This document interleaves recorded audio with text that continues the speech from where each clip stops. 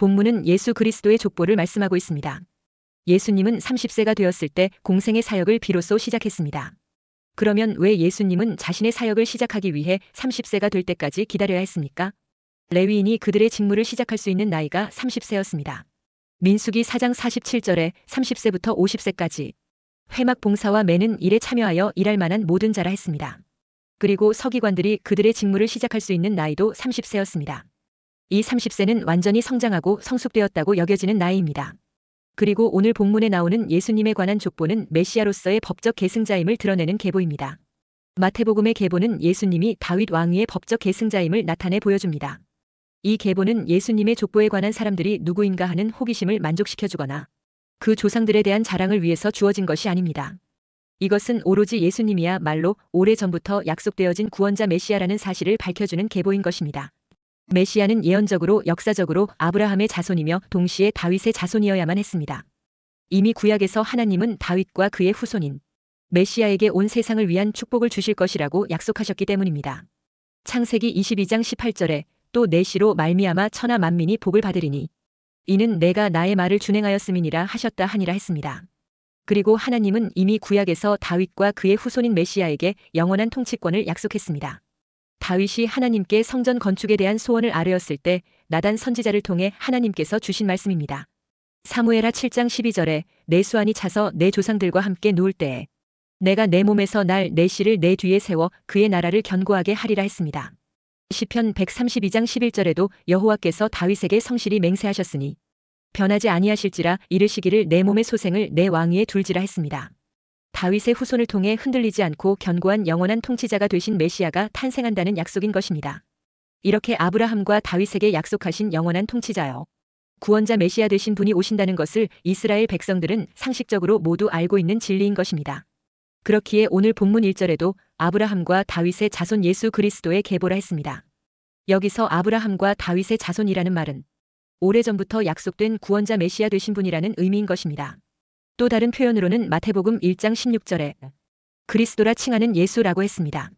그리스도라 칭하는 예수님이 아브라함과 다윗의 혈통으로 오셨다는 것을 이 마태복음의 족보가 밝히고 있습니다. 이와 같은 사실을 예수님 스스로도 밝히셨습니다. 마가복음 14장 61절 62절에 대제사장이 다시 물어 이르되 내가 찬송받을 이의 아들 그리스도냐? 예수께서 이르시되 내가 그니라. 인자가 권능자의 우편에 앉은 것과 하늘 구름을 타고 오는 것을 너희가 보리라 하시니 했습니다. 예수님을 따르던 제자들도 처음에는 예수님이 구원자 메시아, 즉 그리스도 되심을 온전히 믿지 못했습니다. 예수님이 단지 이스라엘의 왕으로 등극하여 나라를 새롭게 하시는 분 정도로 알았던 것입니다. 그러나 예수님이 십자가에 달려 죽으시고 사흘 만에 부활하신 이후 제자들은 죽음을 이기고 다시 살아나신 예수님을 만나고서야 단지 이스라엘 나라 왕의 자리나 새롭게 하기 위해 오신 분 정도가 아님을 알게 됩니다. 그리고 그들은 예수님이 온 세상의 진정한 왕으로서 인류의 근본 문제인 죄와 죽음 문제를 해결하고 천국 문을 여시는 구원자 되심을 알게 된 것입니다. 그래서 죽음을 이기시고 부활하신 예수님을 의심하던 도마가 직접 예수님을 만나서 눈과 손으로 확인한 이후 그 앞에 고백하게 됩니다. 요한복음 20장 28절에 도마가 대답하여 이르되 나의 주님이시요 나의 하나님이시니이다 했습니다. 마태복음은 예수님께서 부활 승천하신 후 약 35년 뒤에 기록한 글입니다. 그 당시 아직 유대인들 사이에서는 예수는 도대체 누구인가 하는 논쟁이 끊임없이 일어나고 있었을 때입니다. 이에 마태는 1절에 아브라함과 다윗의 자손 예수 그리스도의 계보라고 기록했습니다. 복음서를 기록하면서 나사렛 예수님이 유대인들이 그토록 기다려왔던 메시아이시며 하나님 나라를 다스릴 영원한 왕이심을 전해주고 싶었던 것입니다. 그리고 이 메시지는 초대 교회 그리스도인들에게 하나님 나라 천국과 영생에 대한 소망을 확실하게 해주었고 참다운 평안을 주었습니다. 호수아 리프맨이 마음의 평안이란 소설을 썼습니다. 거기에 어떤 젊은 청년이 현인으로 알려진 노인에게 찾아가서 자신의 소원을 말하고 이루어달라고 부탁했습니다. 그는 소원을 말했습니다. 첫째 소원은 건강입니다. 둘째 소원은 재물입니다. 셋째 소원은 아름다운 외모입니다. 넷째 소원은 빼어난 재능입니다. 다섯째 소원은 강력한 권력을 얻는 것입니다. 그리고 마지막으로 명예를 얻을 수 있으면 좋겠습니다 했습니다. 그러자 현자 노인이 청년을 바라보며 말했습니다. 이복의 젊은이 자네의 소원을 다 이루어준다고 해도 마음이 평안하지 않다면 어떻게 그 많은 것들을 진정으로 즐길 수 있겠는가? 했습니다. 그렇습니다. 마음이 평안해야 인생이 행복한 법입니다. 그 마음의 진정한 평안은 예수님만이 줄 수 있습니다. 마태복음 11장 28절에 수고하고 무거운 짐진 자들아 다 내게로 오라. 내가 너희를 쉬게 하리라 했습니다. 예수님은 구약에서 아브라함과 다윗의 후손으로 예언된 인류의 구원자 메시아이십니다. 이 예수님을 내 인생의 주인으로 모시면 하나님 나라인 천국을 소유하고 영생을 누리며 진정한 마음의 평안을 누리며 행복하게 살아갈 수 있는 것입니다. 첫째, 예수님은 왕이신 다윗의 후손으로 세상에 오셨고 온 세상을 구원하시는 주로 오셨습니다. 마태복음을 기록한 마태는 천국 복음이신 예수님이 누구이신가, 그리고 그분은 어디로부터 유래하셨는가 하는 것을 밝히고 있습니다. 마태는 예수님이 어디로부터 유래되셨는가 하는 질문에 대한 대답으로 자신이 전하는 복음서의 표제어로 삼았습니다. 그래서 1절에 아브라함과 다윗의 자손 예수 그리스도의 계보라고 한 것입니다. 이것은 곧 예수님이 창세기 12장 3절에 땅의 모든 족속이 너로 말미암아 복을 얻을 것이라는 아브라함이 받은 언약의 성취요. 또 다윗이 받은 언약인 사무엘하 7장 16절에 내 집과 내 나라가 내 앞에서 영원히 보존되고 내 왕위가 영원히 견고하리라는 언약의 성취로 예수님이 오신 것이라는 것입니다. 하나님이 아브라함에게는 땅의 모든 족속이 너로 말미암아 복을 얻을 것이라 했고 다윗에게는 내 왕위가 영원히 견고하리라 했습니다. 이 약속은 오직 죄와 사망의 권세를 이기시고 죽음에서 다시 살아난 예수님만이 이룰 수 있는 언약인 것입니다. 오늘 본문 1절에 아브라함과 다윗의 자손이라 할 때 자손이란 여러 명을 가리킨 자손이 아니라 한 사람을 가리킨 자손을 의미하는 것입니다. 그래서 갈라디아서 3장 16절에 이 약속들은 아브라함과 그 자손에게 말씀하신 것인데 여럿을 가리켜 그 자손들이라 하지 아니하시고 오직 한 사람을 가리켜 내 자손이라 하셨으니 곧 그리스도라 했습니다. 그리고 다윗의 자손은 하나님의 약속이 아브라함의 자손 예수 그리스도에게서 실현된다면 다윗의 자손이란 이스라엘 땅에 오신 메시아로서 예수님의 칭호입니다. 그러므로 2000년 전 베들레헴에서 탄생하신 예수님은 구약 성경에 예언된 메시아입니다. 따라서 하나님은 자신이 약속하신 모든 언약을 지키시는 신실하신 분이십니다. 민수기 23장 19절에 하나님은 사람이 아니시니 거짓말을 하지 않으시고 인생이 아니시니 후회가 없으시도다. 어찌 그 말씀하신 바를 행하지 않으시며 하신 말씀을 실행하지 않으시랴 했습니다. 그리고 예수님이 다윗의 자손으로 오신 메시아가 되신다는 것은 세상의 왕으로 오셨다는 것입니다. 예수님은 다윗의 자손으로서 만왕의 왕으로 오신 메시아이신 것입니다. 본문 17절에 그런즉 모든 대수가 아브라함부터 다윗까지 14대요 다윗부터 바벨론으로 사로잡혀갈 때까지 14대요 바벨론으로 사로잡혀간 후부터 그리스도까지 14대더라 했습니다. 그러니까 예수님의 계보의 구조는 14대가 3번 이어진다는 것입니다. 그러나 족보의 이름을 세어보면 다윗의 이름이 2번 중복되어 체크된 것을 알 수 있고 열왕기 족보와 비교하면 다윗의 후손 중에 아하시야, 요아스, 아마샤, 여호아하스, 여호야김, 시드기야가 족보에서 누락되어 있는 것을 알 수 있습니다. 굳이 족보에서 간추려 누락시키면서까지 14대로 맞춘 것은 이스라엘의 전통적인 수비학으로 게마트리아 관습에 의한 것이라고 합니다. 그러므로 본서에 기록된 예수님의 족보가 완벽한 족보가 아니라 간추려진 족보라는 것을 알 수 있습니다. 이 마태복음 족보는 1절에서 밝히고 있듯이 복음의 주체이신 예수 그리스도가 믿음의 조상인 아브라함의 후손임과 동시에 다윗의 왕권을 이을 자로 혈통적으로나 법적으로 그 자격을 갖춘 참 이스라엘인이요 메시아임을 밝히는데 그 목적도 있었던 것입니다. 오늘 본문 마태복음의 예수님 족보에서는 누가 누구를 낳고가 계속 이어지는 것을 볼 수 있습니다. 그런데 창세기 5장 4절에서 11절에 보면 아담의 족보가 나옵니다. 이 족보의 시작을 보면 창세기 5장 4절 5절에 아담은 셋을 낳은 후 800년을 지내며 자녀들을 낳았으며 그는 930세를 살고 죽었더라 했습니다. 그리고 이어지는 내용은 셋이 누구를 낳고 죽었으며 에노스는 누구를 낳고 죽었으며 게나는 누구를 낳고 죽었으며 라는 식으로 계속 이어집니다. 이렇게 아담의 족보에는 누가 누구를 낳고 죽었더라로 되어 있습니다. 그러나 예수님의 족보에는 죽었더라는 기록이 없습니다. 계속 낳고로 이어지고 있습니다. 이는 아담의 족보가 죽음을 예표하는 족보라면 예수님의 족보는 생명을 예표하는 족보라 할 수 있습니다. 이 생명의 역사를 가장 깊게 다룬 책이 요한복음입니다.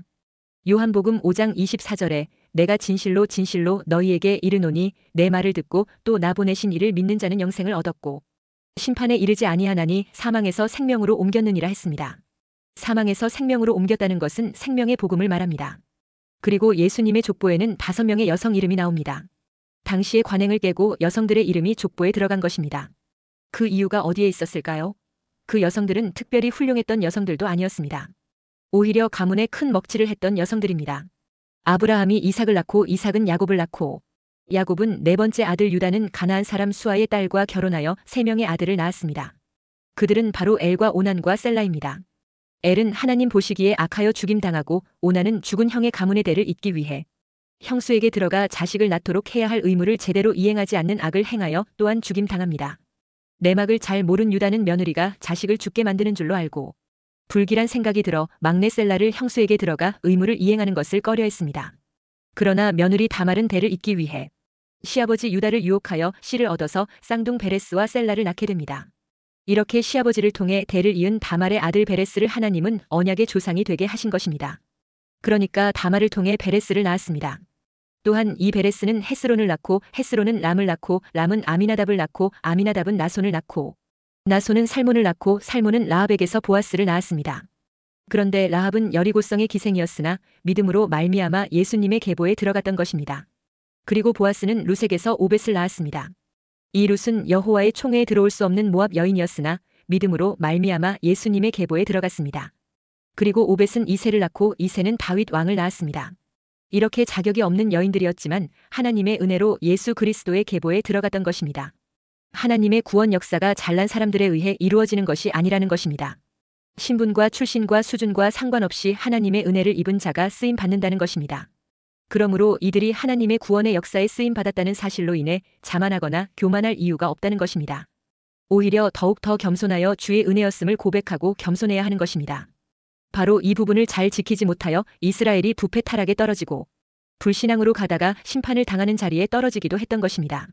그러므로 우리의 모든 일에 대해 사도 바울의 고백을 할 수 있어야 합니다.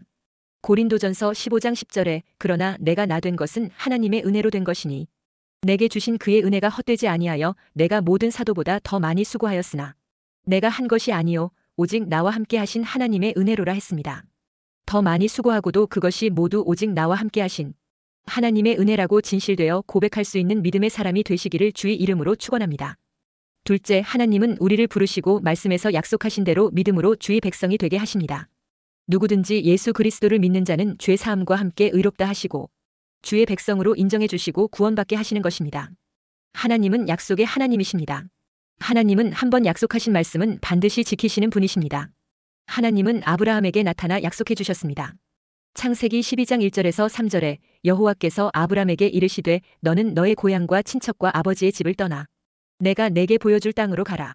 내가 너로 큰 민족을 이루고 내게 복을 주어 내 이름을 창대하게 하리니 너는 복이 될지라 너를 축복하는 자에게는 내가 복을 내리고 너를 저주하는 자에게는 내가 저주하리니 땅의 모든 족속이 너로 말미암아 복을 얻을 것이라 하신지라 했습니다. 땅의 모든 족속의 사람들이 아브라함으로 말미암아 복을 얻을 것이라는 약속을 아브라함의 후손으로 오는 한 씨로 말미암아 이루어질 것을 약속하십니다. 그것이 바로 창세기 22장 18절에 또 내 씨로 말미암아 천하 만민이 복을 받으리니 이는 내가 나의 말을 준행하였음이니라 하셨다 하니라 하신 말씀입니다. 그런데 이때는 아브라함에게 아직 자녀가 없을 때입니다. 그럼에도 아브라함은 자기 후손으로 오셔서 땅의 모든 족속이 영생과 구원의 복을 얻게 하시는 분이 있을 것을 믿었습니다. 아브라함은 하나님의 엄청난 축복의 약속은 있었지만 현실은 자식이 없는 상황에 하나님께 물었습니다. 창세기 15장 3절에 아브라함이 이르되 주 여호와여 무엇을 내게 주시려 하나이까? 나는 자식이 없사오니 나의 상속자는 이 다메섹 사람 엘리에셀이니이다 했습니다. 아브라함의 나이 60이 넘어가는 노인이 되었는데도 자식이 없으니 차라리 아브라함의 종인 다메섹 사람 엘리에셀을 아들로 입양하여 후사로 삼는 것이 옳을 듯합니다 하면서 건의했던 것입니다. 그러나 하나님은 창세기 15장 4절에 그 사람이 내 상속자가 아니라 내 몸에서 날 자가 내 상속자가 되리라 했습니다. 그러면서 하나님은 다시 한번 창세기 15장 5절에 분명하게 그를 이끌고 밖으로 나가 이르시되 하늘을 우러러 무뼈를 셀 수 있나 보라. 또 그에게 이르시되 내 자손이 이와 같으리라. 아브라함에게 약속했습니다. 그러자 아브라함은 창세기 15장 6절에 아브라함이 여호와를 믿으니 여호와께서 이를 그의 의로 여기시고 했습니다. 그런데 아브라함이 믿음으로 분명하게 출발했으나 중도에 그의 불순종 때문에 사라를 애굽의 바로 왕에게 빼앗겨서 약속된 씨가 끊어질 뻔하였습니다. 그러나 하나님께서 사라를 바로에게서 기적적으로 지켜주시고 보호해 주심으로 그 씨가 끊어지지 않게 해주셨습니다. 유대인들은 메시아가 아브라함과 다윗의 자손으로 오실 것이라고 믿고 있었습니다. 그렇기 때문에 혈통을 중요하게 여겼습니다. 이런 이유로 그들은 북이스라엘을 멸망시킨 아수르에 의해 이방 민족들과 피가 섞인 사마리아인들에 대해 개취급하며 상종도 하지 않고 그 지방으로 다니지도 않았습니다. 예수님은 바리새파 사람들이 모여있을 때 물었습니다. 마태복음 22장 42절에 너희는 그리스도에 대하여 어떻게 생각하느냐? 누구의 자손이냐 대답하되 다윗의 자손이니이다 했습니다. 이렇게 그들은 메시아가 다윗의 자손으로 오실 것을 고대하고 있었습니다. 그래서 야곱이 유다를 축복할 때 규가 유다에게서 떠나지 않을 것이라고 축복했습니다. 창세기 49장 10절에 규가 유다를 떠나지 아니하며 통치자의 지팡이가 그 발 사이에서 떠나지 아니하기를 실로가 오시기까지 이르리니 그에게 모든 백성이 복종하리로다 했습니다. 예레미야와 이사야를 통해서도 다윗에게서 의로운 가지를 일으킬 것이라고 했습니다. 예레미야 23장 5절에 여호와의 말씀이니라 보라 때가 이르리니 내가 다윗에게 한 의로운 가지를 일으킬 것이라. 그가 왕이 되어 지혜롭게 다스리며 세상에서 정의와 공의를 행할 것이며 했습니다. 이사야 11장 1절 2절에 이새의 줄기에서 한 싹이 나며 그 뿌리에서 한 가지가 나서 결실할 것이요. 그의 위에 여호와의 영 곧 지혜와 총명의 영이요 모략과 재능의 영이요 지식과 여호와를 경외하는 영이 강림하시리니 했습니다. 히브리서 7장 14절에 우리 주께서는 유다로부터 나신 것이 분명하도다 했습니다. 성경에서 자신들이 누구의 후손이며 어떻게 살아야 하는지 정체성을 확고히 하며 새로운 시작을 알릴 때는 항상 족보로 시작하고 있습니다. 창세기 5장에서 아담의 후손이 그랬고 창세기 10장에서 노아의 후손이 그러하며 민수기 1장에서 출애굽 이후 이스라엘이 그랬고 역대상 1장에서 9장까지에서 바벨론 포로에서 돌아온 이스라엘이 그랬습니다. 그래서 마태복음 서두에서 역시 신구약 중간기의 침묵을 깨고 메시아로 오신 예수님에 대해 이야기할 때 그분이 누구의 후손으로 오셨는지를 족보를 통해 분명히 짚어주고 있는 것입니다. 마태는 유대인들이 기다리던 메시아가 예수님이라는 사실을 족보를 통해 말하고 있는 것입니다. 왜냐하면 유대인들이 예수님의 출생을 놓고 메시아 된 것을 부정하고 있었기 때문입니다. 요한복음 1장 45절에 빌립이 예수님을 만난 후 그는 나다나엘에게 찾아가 내가 메시아를 만났다고 말했습니다. 그러자 나다나엘이 나사렛에서 무슨 선한 것이 날 수 있느냐면서 출신 지역으로 인해 예수님을 메시아로 받아들이기를 머뭇거렸습니다. 이름도 없고 가난한 시골 출신 예수님이 메시아일 리가 없다고 생각했던 것입니다. 그래서 마태는 혈통적으로나 예언적으로나 예수님이 아브라함과 다윗의 자손이요 기다리던 메시아임을 강조하기 위해 족보를 근거로 제시한 것입니다. 그래서 복음서를 족보로 시작하고 있는 것입니다. 셋째, 아브라함과 다윗의 씨로 오신 예수님이 자신의 십자가 대속의 피로 인간의 죄를 씻고 거룩하게 하여 구원과 영생의 천국으로 가게 해주시는 분이십니다. 마태복음 1장 21절에 아들을 낳으리니 이름을 예수라 하라. 이는 그가 자기 백성을 그들의 죄에서 구원할 자이심이라 하니라 했습니다. 하나님께서는 유다 나라가 바벨론에 사로잡혀간 후부터 그리스도까지 600년의 위기 가운데서도 언약의 혈통이 계속되게 하셨습니다. 유다는 19대 왕이었던 여고냐, 즉 여호와김의 아들 여호와긴이 바벨론 포로로 잡혀가고 여고냐의 삼촌인 시드기야가 마지막 20대 왕으로 느부갓살 왕에 의해 세워지고 그는 유다의 마지막 왕이 됩니다. 그런데 본문의 족보에는 유다의 19대 왕인 여고냐부터 기록하고 있습니다. 본문 12절에서 16절에 바벨론으로 사로잡혀간 후에 여고냐는 스알디엘을 낳고 스알디엘은 스룹바벨을 낳고 스룹바벨은 아비웃을 낳고 아비웃은 엘리야김을 낳고 엘리야김은 아소르를 낳고 아소르는 사독을 낳고 사독은 아킴을 낳고 아킴은 엘리웃을 낳고 엘리웃은 엘르아살을 낳고 엘르아살은 mat단을 낳고 mat단은 야곱을 낳고 야곱은 마리아의 남편 요셉을 낳았으니 마리아에게서 그리스도라 칭하는 예수가 나시니라 했습니다. 그러니까 예수님은 족보를 따라 다윗의 후손인 요셉과 마리아에게서 성령으로 태어나게 되었던 것입니다. 그리스도라 칭하심을 받은 예수님은 아브라함 후손과 다윗 왕의 법적인 후손으로서 메시아 자격을 갖춘 유일한 분이 되시는 것입니다. 또한 예수 그리스도는 하나님께서 여자의 후손을 보내주겠다고 약속하신 것을 성령으로 마리아의 몸에 잉태되어 오심으로 성취하신 분이십니다. 예수 그리스도의 계보는 하나님이 아브라함과 및 다윗과 맺으신 언약의 성취이심을 드러냅니다. 이 기간 중 이스라엘이 겪은 흥망성쇠의 사건들 배후에는 당신의 뜻에 따라 당신이 정하신 때에 모든 일을 이루어 나가시는 하나님의 뜻과 주권적인 하나님의 사랑의 섭리의 역사를 보여줍니다. 하나님께서는 우리로서는 전혀 상상할 수도 없는 방법과 때로는 수치스러운 사람들을 통해서 약속하신 것을 이루어 주시는 것을 보여줍니다. 이것은 구원이 전적으로 하나님의 은혜라는 사실을 알려줍니다. 예수님이야말로 죄인들을 그들의 죄에서 건져주시는 구주가 되시는 분이십니다. 또한 이방 여인들의 이름이 족보에 들어간 것은 하나님의 구원 계획에 이방인을 포함될 뿐만 아니라 예수님은 이스라엘뿐만 아니라 모든 믿는 자의 구주가 된다는 사실을 나타내줍니다. 또한 마태는 예수님을 배척하는 유대인들에게 예수님이 메시아임을 알리기 위해 마태복음을 기록하였습니다. 그리고 유대인들이 중요시 여기는 혈통과 출신 배경 등을 논박하기 위해 예수님의 족보로 시작한 것입니다. 유대인들은 자신들의 정체성을 확립하고 새로운 삶을 추구할 때 족보를 기록하였습니다. 우리가 누구인가? 누구의 후손이며 어떻게 살아가야 하는가?